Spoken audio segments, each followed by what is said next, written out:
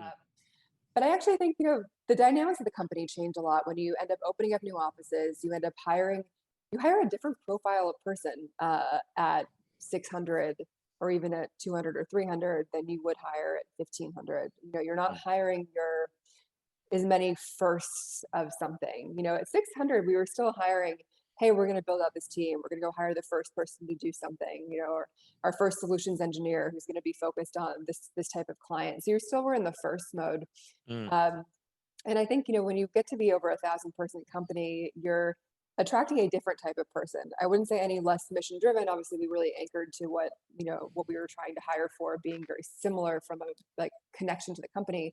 Um, but someone who's willing, it was less of a risk. You were joining a company that wasn't as like when I joined, it was still like things were good, but you didn't really know.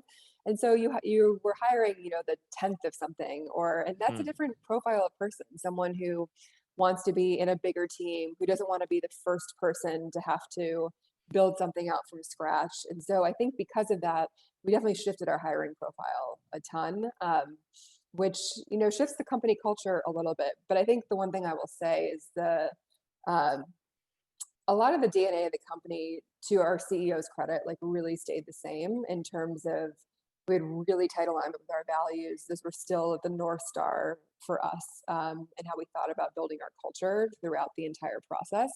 But it is a reality check for all of us. And the good news that I'd seen it at Dropbox is, the company doesn't look the same. You don't know the same amount of people. You feel a little bit more siloed when you're 1,500 people than you do when you're 600. And so going through all of those emotions and transitions, even in 2 years, still felt can be really challenging.